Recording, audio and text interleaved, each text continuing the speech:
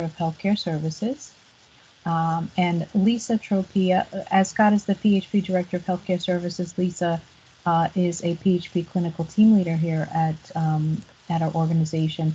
And both are registered nurses and have worked in the field of developmental disabilities for quite some time and have dedicated their careers to the wellness of folks with IDD.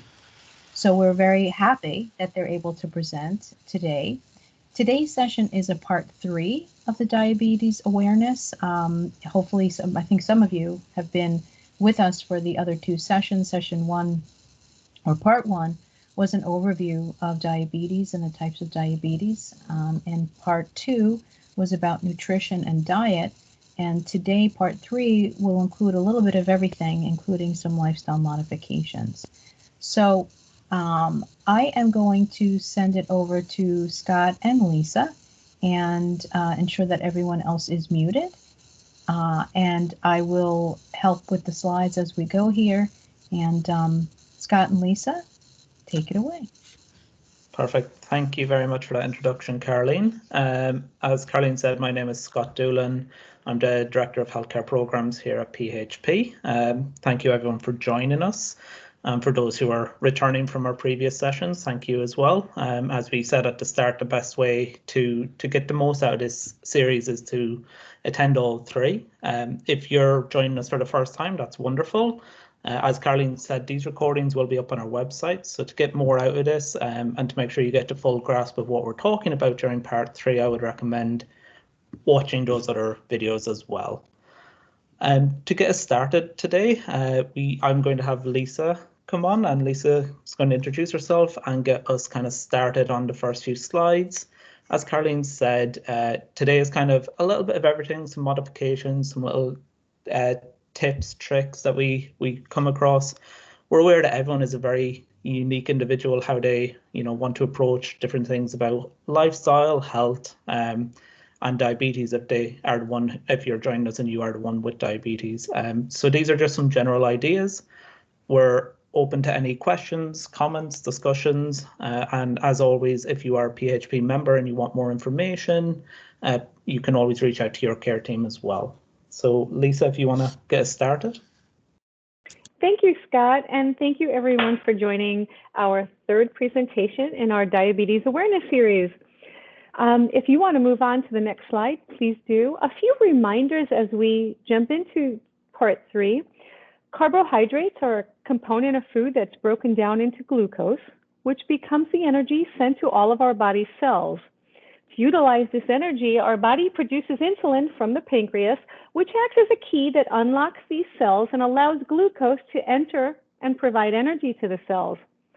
Diabetes is a medical diagnosis that describes someone who either does not produce any insulin, produces an insufficient amount of insulin, or cannot properly utilize the insulin their body produces. If you were fortunate to attend our last session, you might recall Ira sharing the Mediterranean food pyramid with us. I thought it would be important to share the diabetic food pyramid today. Notice that this pyramid is built on a very large foundation of non-starchy carbohydrates, specifically our vegetables and leafy greens that we might find in a salad. This is important because we want to add that salad as a starter to as many meals as we can when we design menus. Now, I'd also like you to notice that planning your meal is listed as the very first lifestyle modification because it's the one most important, right? We can control that the most. Our goal today is to learn ways that you can have more control over diabetes instead of feeling as though diabetes is controlling you. So what can we do, either as a diabetic or as the caregiver of a diabetic, that will improve diabetes management, So again, number 1, meal planning. We're going to learn some tips that will make grocery shopping and eating fun. Exercise. We have already learned that carbohydrates are sugars that provide the energy our body uses for everyday functions, such as heartbeat and eye blinking, but it also provides the energy we need for walking and running and jumping. And the more that we walk or jump, the more energy our body needs. This becomes very important for the diabetic because it allows us to increase our usage of carbohydrates by increasing our energy or exercise level. Next is hydration. We're going to talk a lot about that today. If you can recall Iris's sluggish corn syrup through her hourglass vein, and remember that the more overloaded your bloodstream becomes with this excess glucose, the less successful your blood circulates. And the risk for cardiac complications increases significantly for the diabetic. Hydration encourages the body to flush out that excess sugar through urination and regular body functions. Next is your care team. Diabetic health is not just about measuring the amount of glucose in your blood. It requires a multidisciplinary approach to health and wellness because your blood glucose, as we've learned, impacts every cell in your body. We will learn about the medical specialists that need to be a part of your care team. And as you know, PHP's model of healthcare delivery involves a care team approach. And this becomes so important as your managed care team helps identify key providers that can help you address the unique needs of your diabetic patient. Interventions. What do you need to know about your diabetic regimen or the regimen of someone you're caring for? How can you plan for the best diabetic management? And safety. Having a unique plan designed for you is very important. As a caregiver, you need to know how to recognize possible symptoms of hypo or hyperglycemia and how to respond to these. Planning in advance allows you to have the most impact on your outcome if you or someone you are caring for finds themselves in a diabetic emergency. Next slide, Scott. What you bring into your kitchen dictates the success of your meal options. It really does. So let's talk about some tips that help you design the healthiest meals. First and foremost, do your grocery shopping early in the morning. Let that trip to the store be the reason you start moving. Get into motion early, increases your motivation, and it can lead to a more productive day. And let's be honest, being alert and energetic will allow you to have the most energy to devote to walking those aisles and reading those labels. Making a list in advance allows you to stay focused and buy the items that support healthy menus. It also prevents you from getting distracted by the items that might not support that menu plan. You know, those snacks and sugary beverages that always seem to line the entrance to our grocery store. Try to shop for your produce and proteins first. This requires you to walk the perimeter of most grocery stores. Again, avoid those sugary aisles of distraction. Filling your cart with that first layer from the diabetic food pyramid leaves very little room for a lot of other things. Non-starchy, low-carb vegetables and leafy greens can support digestion and regular bowel movements. And this is the key to removing excess glucose from your body. Read your labels. Iris taught us that this requires your thinking cap. Identify the carbohydrates indicated on the item's label, subtract dietary fibers, and that remaining value is the total carbs you need to consider for your daily intake. Never shop when you're hungry. This impacts your judgment and can definitely make you less healthier of a shopper. It definitely makes those less healthy options look far more attractive when you're hungry. Also, when you're hungry, you might not be able to focus as well. And imagine having to read those labels and do all that math when you aren't able to concentrate or focus well. And finally, remember that everything should be in moderation. Diabetes, as we know, it's that balancing act of maintaining a safe carbohydrate intake level mixed with adequate hydration and activity levels. So you've gone to the store. Now let's talk about tips for meal planning. Once we're home, try to eat all of your meals at the same time of day. It allows your body to predict its carbohydrate supplies and produce insulin in response. It also allows your medication regimen to be the most effective, as you probably take your medications more routinely each day. Always begin your mealtime with a nice tall glass of water. It fills your stomach, it decreases your appetite, and it adds to your daily water intake. Try not to use a large dinner plate. Your dinner plate or meal plate should never exceed 8 inches in diameter.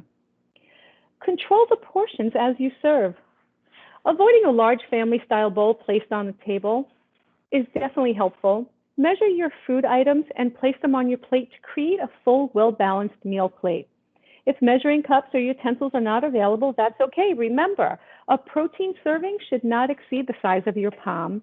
A rice or side starch should not exceed the size of your cupped hand. And something like your morning cereal should not be greater than the size of your fist. Eating your produce and proteins first is another tip that helps prevent excess carbohydrate intake, because you just might get full at this point and not even need those carbs. Next slide, Scott. Exercise is a lifestyle habit that we can all work on. One of the best tools in a diabetic's bag of tricks is doing a small amount of exercise, getting yourself moving, and having a direct impact on your blood glucose level. Start small. Be honest with yourself. Get those baby steps moving. 5 minutes a day is a wonderful starting point. And the beauty is everybody can do it. As with anything, we always advise that you check with your doctor for guidelines and recommendations before beginning your exercise regimen. Next slide.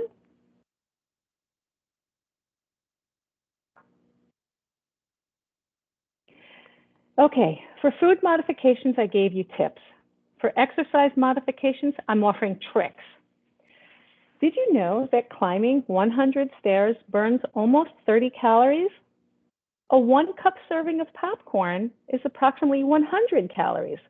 So you climb those 100 stairs 3 times a day and you can enjoy that fun snack. I told you I was offering tricks. An average pop song is 3.5 minutes. This means dancing for 2 songs. That's another baby step to increasing your activity level and using that glucose. Remember, not everyone dances the same. Chair dancing is a wonderful way to burn calories too. Mobility challenged people can modify their activity level by waving their hands, tapping their feet, clapping their hands. How many of us become eagle-eyed when we get into a parking lot? Honestly, who doesn't scope for the best parking spot closest to the entrance we're going in? Well, by choosing that further spot, here's another trick. You can actively increase your daily walking steps.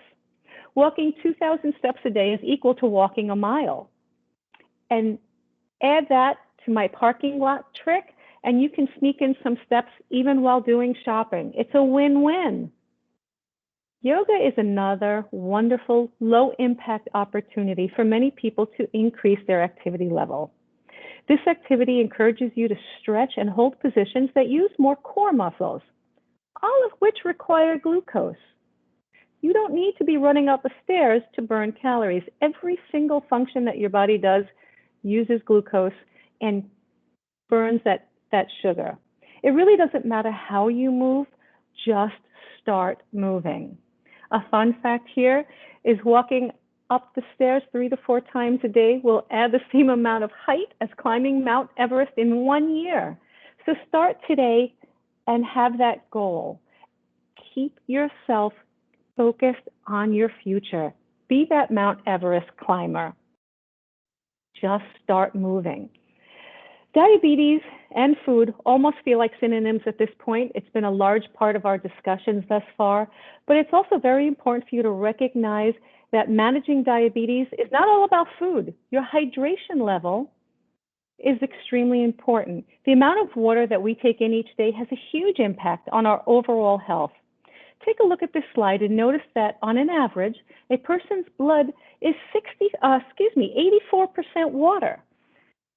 Now, how can we talk about blood glucose without talking about water, right?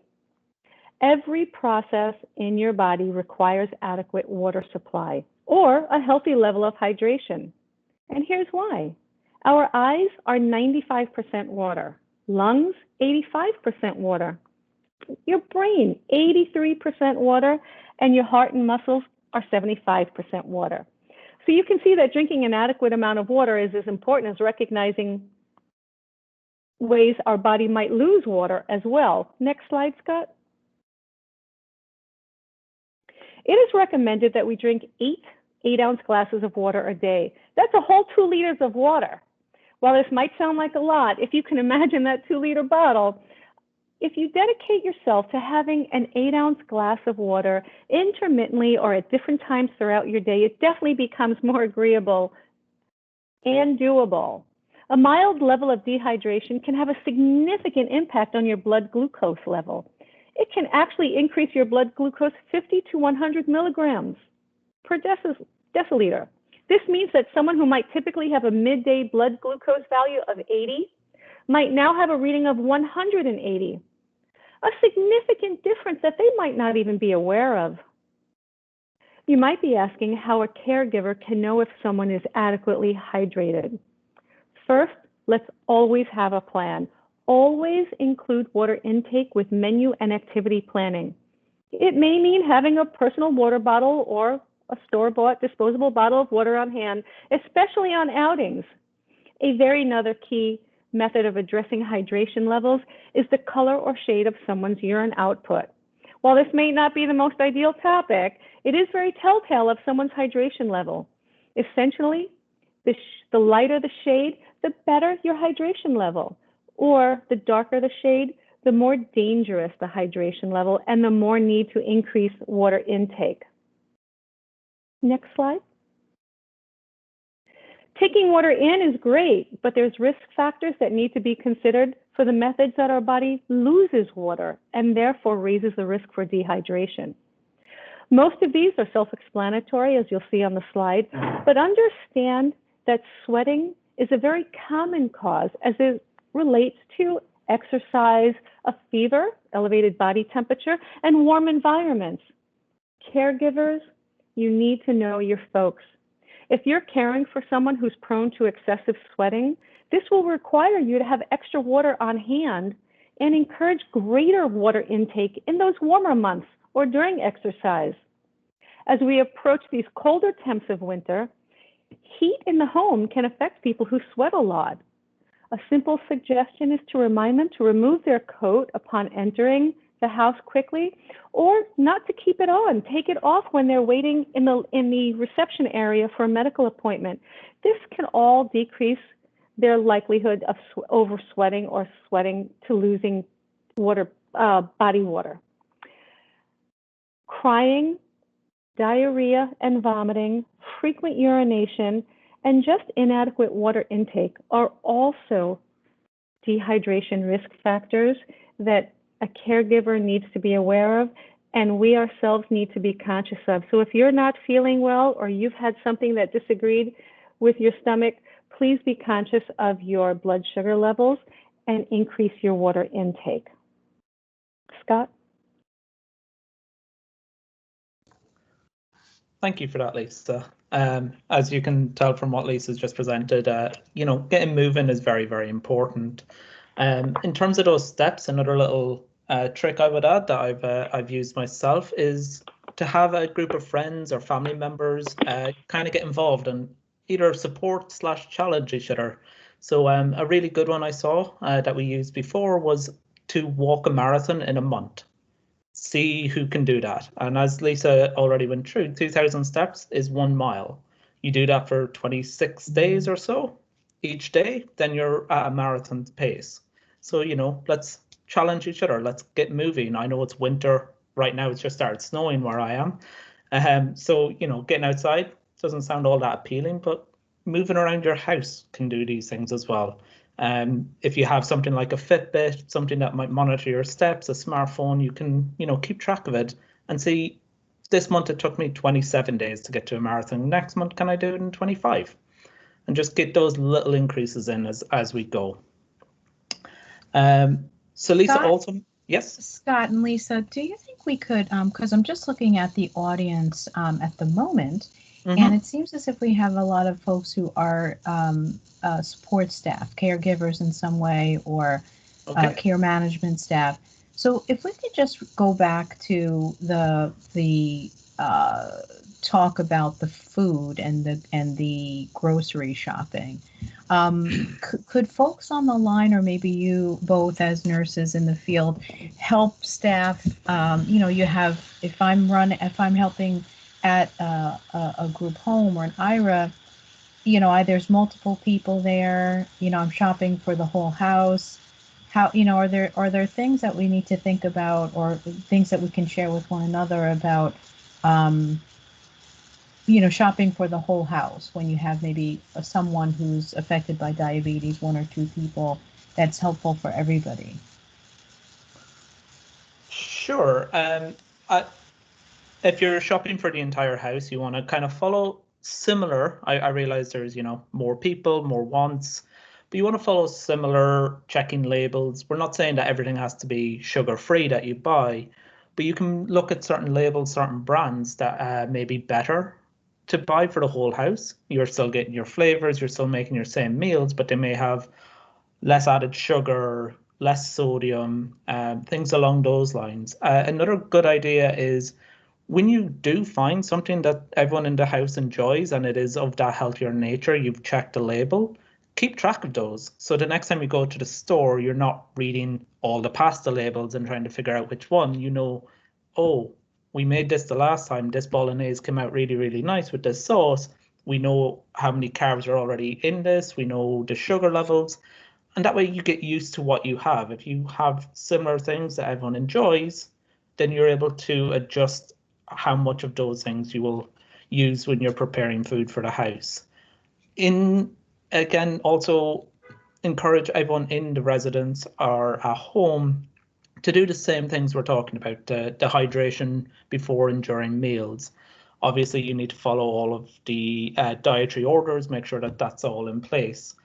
But you're essentially doing a lot of the same things, but you're just doing it on a bigger scale. I would say portion size, again, make sure you're following the caloric intake for that person. But the residents, if you don't have, you should ask for some measuring cups. I know OPWDD do specific cutting boards to help you figure out portion sizes for not just for a modified diet where it shows you what quarter inches, what half inches. It also shows you what a full portion is. For instance, like a 4-ounce piece of chicken, it will have an idea on there for you. And again, those should be available to you, or you can work with your nurse in your residence to get some of those. A lot of this information is also available through OPWDD. If anyone's having trouble getting access to any of this information, absolutely reach out to your care teams and they can certainly help as well to get some of this information out to you. But again, I would say it's a lot about sharing information within the house. So you've spent a lot of time and you're shopping this week, you spend the time reading those labels, figuring out what's best and what's healthy. Make sure whoever else is in the house is aware of, this brand works really well. It came out really nicely. I know that it varies day to day who prepares meals in a residence, but sharing that information can be very, very helpful. Almost like pre-printed maybe shopping lists or recipes, ingredients, those types of things that folks can share from shift to shift. Yeah. Absolutely. Also, if I can add, I'm sorry. Go ahead, Scott. I was going to say develop a little cookbook in the residence. We're in New York. It's a very diverse background. We can have a bunch of different meals. Maybe someone's better at cooking one style and you're better at a different style. Maybe let's develop a little cookbook with the brands, the measurements, the portions, so that if you're not there and they want to make whatever meal it is, it's there. It's already laid out the steps for each of these things. Similar to your shopping list, you could have a pre-made shopping list of things that you need to get every week, things you need to get every couple of weeks. And that just kind of helps to make it a quicker experience when you get to the store, but also so everyone in the residence is kind of on the same page and happy with what comes back from the weekly or bi-weekly shopping. Go ahead, Lisa. Thank you, Scott. So I just want to bring everyone's attention as the caregiver, and perhaps in an environment where you're caring for people who might not be diabetics as well as the diabetic, I would love for you to approach this as healthy eating. Everyone should have a healthy mindset when they're considering meal planning. Remember, we learned in our first presentation, almost over 40% of American adults are overweight. So if we can take some of these menu ideas, some of these tips and tricks, and apply them to ourselves as maybe a role model, as a caregiver, and to everyone who you might be in charge of or in their charge, it can only bring us to a better health status overall. Decreasing body weight, decreasing that BMI to a healthy range just improves everyone's overall health. And it also might help create those friendships between the diabetic person and the non-diabetic person, where they might then start exercising together in the groups and the walking. And there's a support element that it's almost going to be contagious. It really will. If we're all healthy and mindful of what we're taking in and how we're burning that energy, it's just going to almost spread, like spreading, the love or spreading the food at dinner. And it's only going to bring us to a healthier place together. Thanks for those tips, guys. No problem. Okay, so we are back up to where kind of Lisa left off, and she did mention your care team. Quite often we refer to the care team, and we're talking, because we're Partners Health Plan, we're talking about your care team with Partners Health Plan, where you have a care manager and a clinical team lead. Keep in mind, they are part of your care team, but for someone who has diabetes, that care team can be a lot broader, can have a lot of different specialist doctors. Specifically, what we look at for most people with diabetes, again, not everyone will kind of have the same things going on, but you're looking at kind of 4 key doctors that you would normally see. You have your endocrinologist, you have your primary care physician, you have your podiatrist, and you have your ophthalmologist. There may be more people in this depending on what's going on with your health status, but these are kind of key people in helping you to manage your diabetes. Can we go to the next slide, please? All right, so I also get that doctors sometimes have long names. They all sound the same. They all end in ologist or whatever it may be. So your endocrinologist. Your endocrinologist is a doctor who's specializing in diabetes. Seeing an endocrinologist can help improve your overall health as it relates to diabetes. There is lots of studies out there. I'm not going to start throwing statistics at you, but people with diabetes who see an endocrinologist tend to have better health outcomes overall. Your endocrinologist, the frequency at which you see them will really depend on how your current health status is and what's going on, but they are very, very good to help track what's going on and to suggest any sort of changes to your lifestyle or care. So they're a very good person to see. You may see them every couple of months. You may see them once or twice a year. Again, it just really depends on your current health status and what's working best for you. Your podiatrist is a doctor who specializes in foot care. Now, we're talking about diabetes, we're talking about food, we're talking about sugar. Why are we talking about feet? So someone with diabetes is at an increased risk due to something called diabetic neuropathy, which is a common condition in people with diabetes. Diabetic neuropathy affects the nerve endings in your feet or extremities.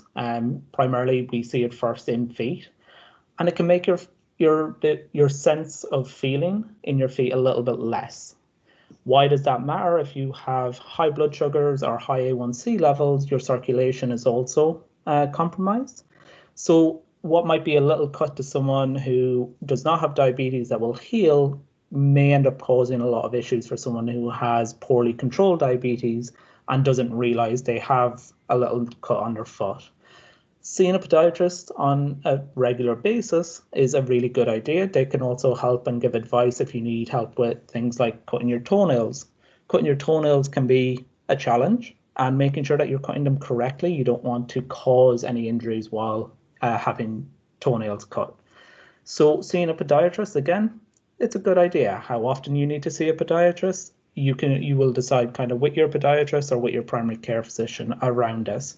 But it's a good idea to at least have them on your care team. An ophthalmologist. So an ophthalmologist is a doctor who specializes in eye care. And again, we're talking about diabetes. How is this going to affect my eyes? Well, as Lisa said, sugar goes to all the cells in the body. Therefore, every system of your body can be affected by diabetes. Your eyes in particular, if you have diabetes, you're at an increased risk for eye diseases. And your ophthalmologist can help see these early. A lot of eye diseases can have no symptoms early on. You can't really tell Your PCP might not be able to tell straight away. An ophthalmologist doing what's called a dilated retinal exam can have a good look and maybe catch some of these issues early when they're easier to treat, or we can prevent them altogether. So again, you may not need to see this doctor often, but very, very good person to have on your care team. There may be other specialists that you need to see. Like I said, there's lots of different effects that can happen, but you can speak with your primary care physician, who you would see probably the most often out of all of these doctors. You should at least be seeing them once a year, if not twice a year, for well checks. And these are things you can discuss with them. So if you're going to see your PCP, you know you have diabetes or pre-diabetes, but you've never seen an endocrinologist, ask your PCP about this. Ask them, who they would recommend, what you should ask when you go to see an endocrinologist. But your PCP is your source of knowledge for extra physicians or specialists who you may want on your care team as well. Next slide, please. Okay, so sick days. So up to now, we've talked about things you can do, lifestyle modifications, mealtime modifications. You also need to have a plan for sick days. Unfortunately, it's kind of just a part of life. We all get sick, whatever that may mean. It may be, cold, flu. We do as much as we can to prevent illness. We want you to get your flu vaccine. We want you to stay as healthy as you can. Right now, social distancing, washing your hands now and always is a really good way to do it. But we all at some point in our life do get sick. And for someone with diabetes, it's really important that you make a sick day plan before you are sick. I would recommend for everyone to make a sick day plan, whether you have a diagnosis of diabetes or not. It's never good to get yourself caught out the day you're under the weather and you don't have anything prepared. So some things that you should do and should be part of your sick day plan, and you can do this in coordination with your PCP, ask them for advice, or your endocrinologist. But make sure you have insulin and other diabetic medications, depending on what medications you take. Make sure you have a good supply. You should never let yourself run down to the last day. You should be looking at your refills a couple of days in advance, and keep track of how many refills of medications you have at the pharmacy as well, in case you need a new prescription, anything along those lines. But essentially, you want to make sure you have medications. So if you get sick today, you have a couple of days of medication at minimum on hand so that you can get through the first few days and, if need be, get some help to get a refill. Keep some easy to fix foods in your home. You want to be looking at as healthy as possible, but you want to have something in your home, especially if you maybe live alone or you are the person who's preparing all of the meals. Have something that you can fix pretty easily that will keep your intake up.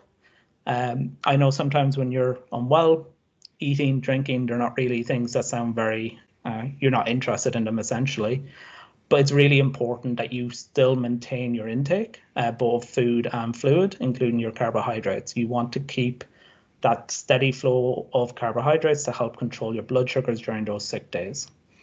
Keep some liquids at home, things like juices, sports drinks, anything along those lines, to make sure you stay hydrated.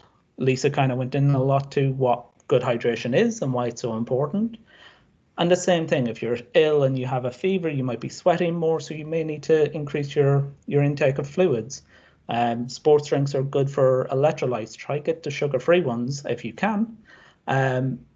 If you have something that's causing diarrhea or vomiting, again, these are things that will affect your blood sugars, it'll affect your hydration. So you want to make sure you have some stuff on hand for those.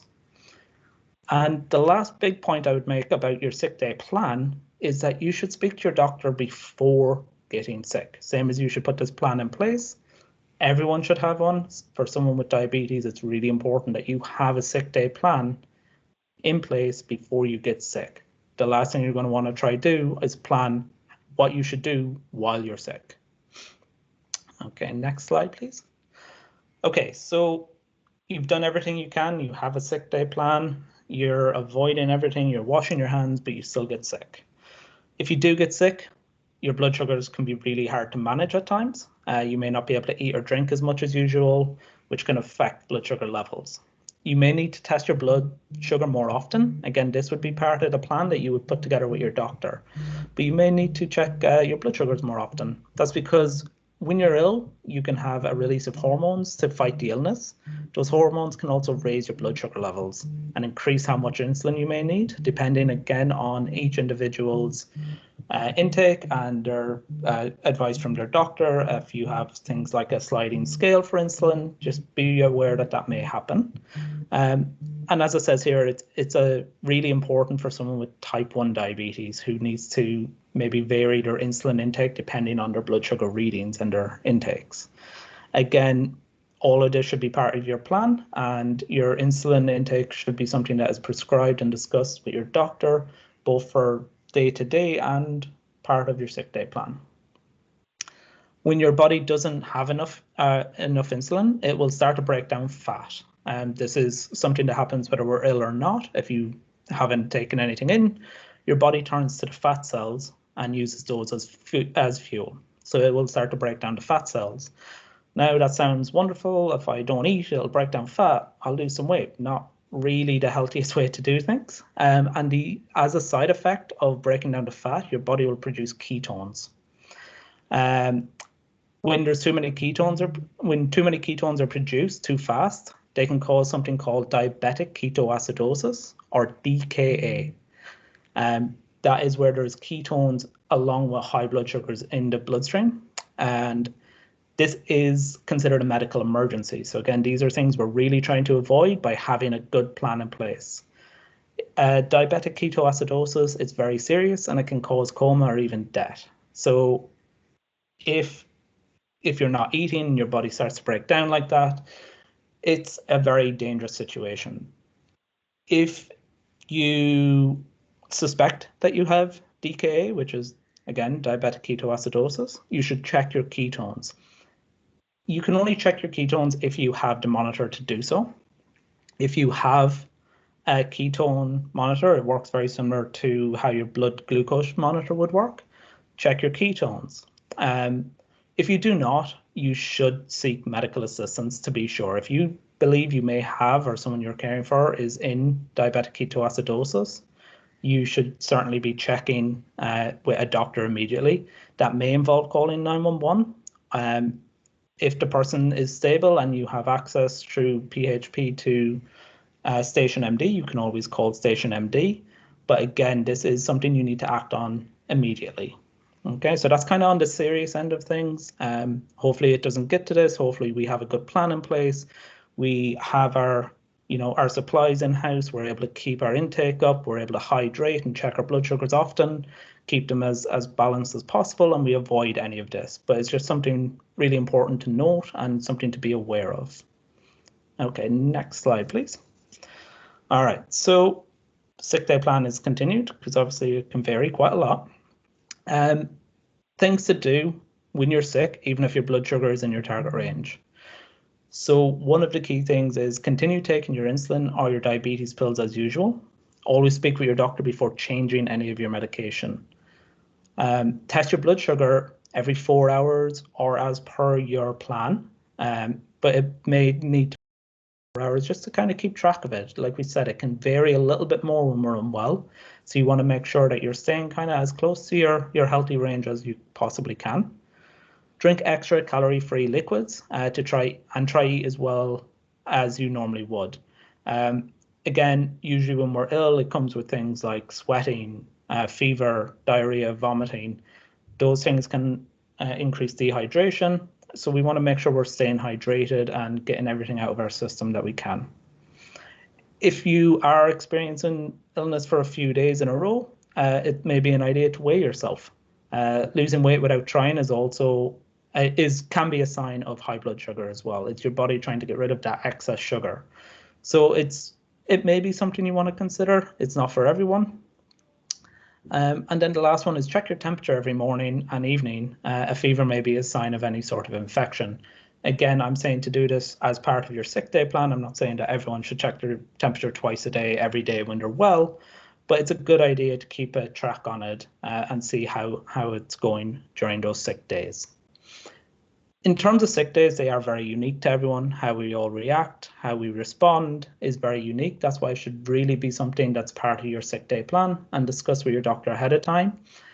And you can always reach out again if you're unwell and you're a PHP member. You can reach out to Station MD, which is a telehealth service that allows you to speak to an emergency room trained physician and talk about what's going on, and they can advise and treat over a telehealth call, or if need be, they can advise you to go to the emergency room, and they can actually call ahead of time, speak with the doctor in that emergency room and let them know what's going on. So it's always a good idea to have backups as well. All right, next slide, please, Nick. I think that might be it. Okay, so what I'll leave you with on diabetes is I know we covered a lot in 3 sessions. I know we've kind of talked a lot at you, and we've mentioned all these different things that you should or could change. But remember, start small. Make a little change today, maybe make a little change next week. Maybe you take a flight of stairs today instead of taking the elevator. It's all those little changes that really, really start to add up. You don't need to go out today and run 10 miles. Maybe you just go for a walk around the block. It's little things, and they will make a big difference over time. I will leave it at that. I'm not sure, Caroline, do you want to talk about the next upcoming session? Or if there is questions from the group, you can either put them in the chat or unmute yourself.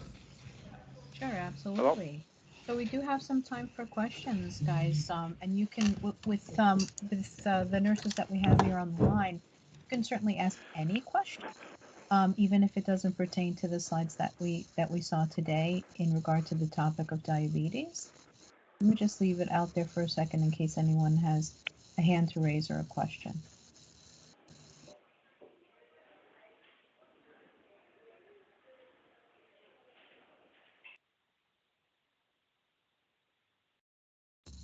Well, I have a question.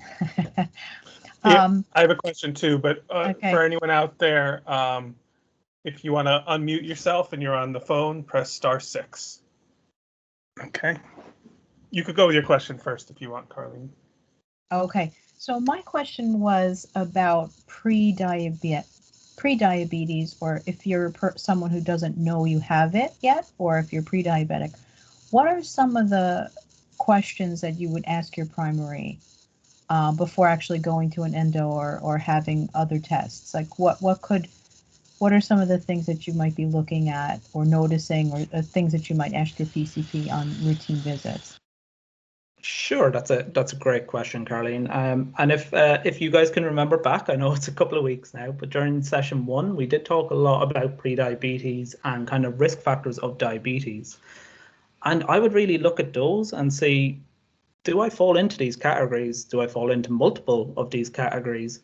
And when you're at your PCP, I would discuss, I recently was researching diabetes, or I was at an educational session, and they mentioned numerous factors that I think I may fall into those risk categories. And as part of your health screening, your annual checkup, you can have a blood test done and see where your hemoglobin A1C level is, and that'll give you a good idea. But again, keep in mind that even without diabetes, those risk factors can lead you down that road. So just because today you don't have diabetes or don't fall into pre-diabetes, if you're hitting some of those risk factors, look at the ones that are modifiable and look at them early. It's much easier to prevent issues than to come back from them. Yes, you can get your A1C back under control, but if you can prevent it from ever getting high, then that's a much better way to go about these things. So I would say look at those risk factors, look at which ones you can modify, discuss the ones that you can modify with your doctor, or perhaps a nutritionist if it's something along the dietary lines, and see what can you do now, what changes can you make today, whether you're diabetic or not diabetic, to help control that road you're on. That road can be changed today, and we can move away from some bad habits and maybe build in some good ones, and still have that conversation with your doctor, still have those blood tests done to see where you are, to give you a good idea of how you're managing. And then you can see again, maybe 6 months or a year down the line, depending on when you see your doctor again, have you managed to make a change on that blood test? So they would be kind of my key points, is kind of be aware of which categories you may be at risk for, be aware of which ones you can change, and take early steps now. Don't wait till you have a diagnosis of diabetes, or if you do have a diagnosis, make sure you're seeing what your A1C is and seeing what these small changes in your lifestyle can do. Thank you. Go ahead, Nick. All right, Scott, just wondering what, if you could elaborate on the GOMO Health program that Partners Health Plan has started and how it relates to diabetes. Sure. Thank you, Nick, for mentioning that. It's something I had made a note to talk about. So PHP, right now, we are a pilot program with a company called GOMO Health. It is an automated system, like a text messaging system for your smartphone. And it is aimed at education around diabetes and hypertension right now. So right now we're doing it with a small pilot program just to see how effective it is. And it's there to support you to make some of these behavioral modifications or lifestyle changes. It is there to remind you of different things. It helps you with some of the dietary pieces. It helps you with some of the activity pieces. It gives you good general knowledge around diabetes and hypertension. It's also a smart system, so the more you put into it, the more surveys you answer, the more it'll learn about you and give you better suggestions on what you can do best. It's a really good program. We're liking where it's going so far. Like I said, it's still in the pilot program phase, so we are going to evaluate it. And once we have the outcome of that and see the effectiveness, we're hoping that it will be something that will help all of our PHP members in the future. I like the idea of the text message alert and the reminders to, to stay healthy. I think I need that without being in the pilot. And it's a great system because it works both ways. So you will get messages kind of giving you, try this workout, try this dance, try this recipe. But you can also message in, there's keywords, and you can message in and say that you want a recipe or you want some new music to listen to or an inspirational quote today, or you want to hear about how someone else with diabetes managed a hard situation. And they can send you those like little stories or recipes. And it's a great way to engage, learn a little bit more about the disease itself, and also what you can do, how you can take back some control from it. Do you Lisa and Scott, in your travels, do you have any either maybe it's a website or something in reference to sort of, because we talked about cooking and food before, sugar is delicious. And so if we're doing baking, let's say for Christmas, cookies and things like that, or cooking at home, I'm sure there's got to be some resources out there about not sacrificing too much on the taste, but being able to cut your sugars, cholesterol, things like that. I know instead of using oil, use banana, or these types of things. I don't know if you have any off the top of your head, not to put you on the spot, but resources on cutting, healthier cooking, if you will. Absolutely. I'm not going to lie, cooking is not my forte. I can do what I can do, but not too well. I do, from last week, I'm trying to remember, Iris had presented us with a really good website from last week. But I would also say the ADA, the American Diabetic Association, that website is chock-a-block with good ideas, good recipes, good lifestyle modifications, all of that. So there is a lot of information there. And I do see Lisa is putting some stuff up in the chat. Thank you, Lisa. So I would say those sort of large reputable sites. I would say then for things like where I was talking about more about the sick day planning, I use the CDC, the Center for Disease Control, to get most of my information. So the CDC, along with the ADA, you'll get a lot of information from those. In terms of the recipes, I see Lisa has added a couple of different things from diabetes.org and from the Food Network. So they are some good options. I apologize, I cannot recall the name of the website that Iris had given us last week, and it was a very good one. I did go look at it afterwards. That's great, Nick. Thank you for Nick. If you could find the ADA link and put that in the chat. Lisa, these are great. Food Network, Healthy Eats, recipes, holiday cooking.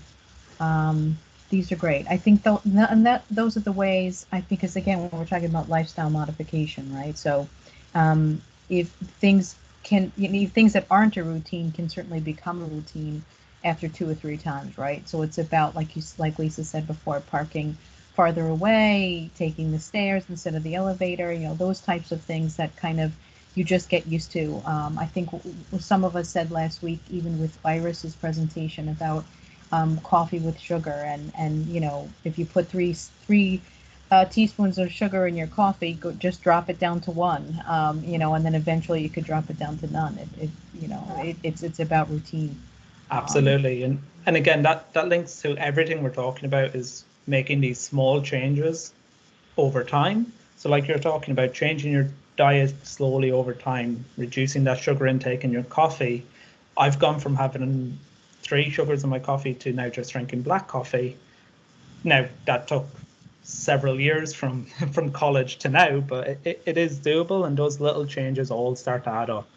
Absolutely. And it is everything in moderation. So it's not that you can never have that chocolate cake again, but maybe it's a smaller piece of that chocolate cake, and it's once in a while. Right. So moderation, portion control. These are great. These are great tips. I want to thank you, Scott and Lisa, for your time today and for the great presentation and the information that you shared. We will have this up shortly on our website, as well as the other 2 sessions, the COVID-19 session and flu season session that we had in November. Just to talk quick about what we have coming next week. It seems like a lot of these have been back to back. We were going to do 1 a month, but which is still the plan. But we have such amazing topics to share, so we had more than we expected to have. And diabetes, of course, we stretched out into a series since there was so much information. So certainly we welcome you all to join us next time, which happens to be Tuesday of next week at 12:30. For another lunch hour, and it's emotional wellness during the holidays. And we have 2 social workers who will be with us and presenting on self-care tips. So this is about you and how you can try to keep sane with everything that we're facing this month during the holidays and isolation, COVID-19, etc. But focusing on our emotional wellness. So if you'd like to join us for that, please RSVP at the learning table at phpcares.org, same email that you referenced to sign up for this one. And we did reference last time, if you did want some certificate of participation, please to reference that email as well with a request for that, and we can email you back. And again, thank you to all of you for joining us and for our presenters. May I ask a question, please? Sure, absolutely. Okay, this is Christopher Raitano. I noticed you didn't mention anything about artificial sweeteners, and I know there are some issues with them. Could you briefly go over why substitution of artificial sweeteners haven't been mentioned at all?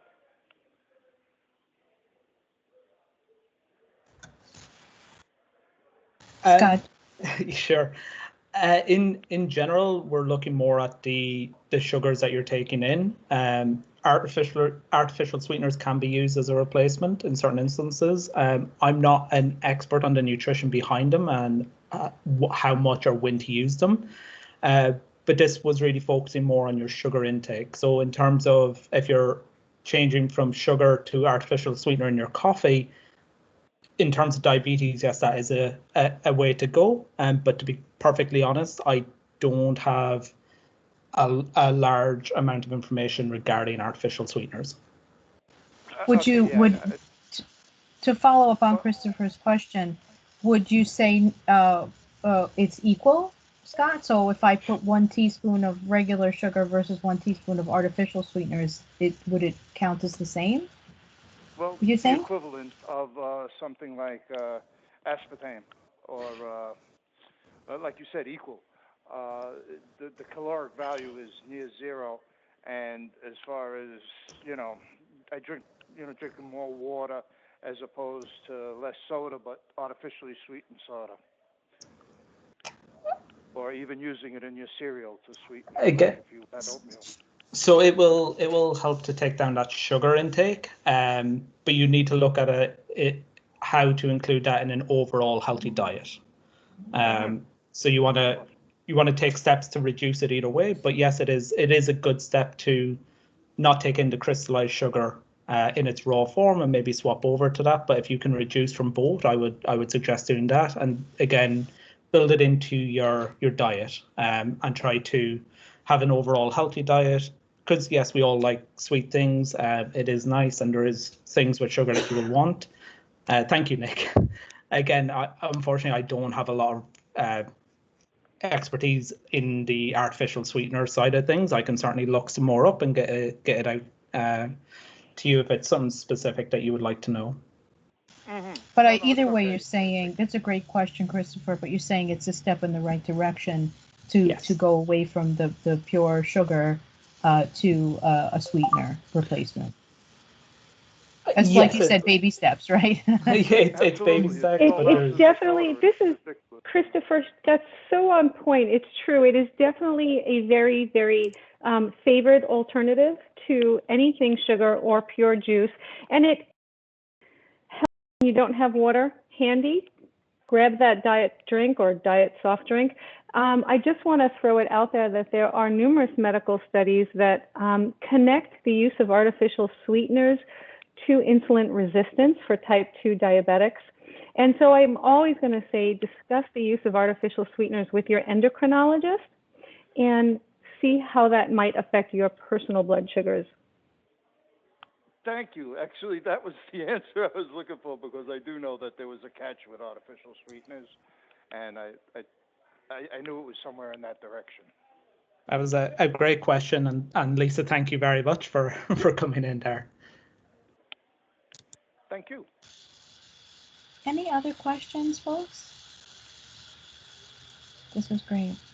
Thank you so much. Yeah, and we're just at the top of the hour. So again, just thanks to everyone. Again, sign up for the next one if you'd like. You're welcome to, and check the link that we had provided earlier on PHP's website for any. We have more coming up in 2021 as well. So everyone is welcome. And again, thank you so much. Thank you to Scott and Lisa for presenting today. And enjoy the rest of your day, everyone. Thank you. Thank you, everyone. Stay safe and stay well. Be safe. Bye-bye. Thank you.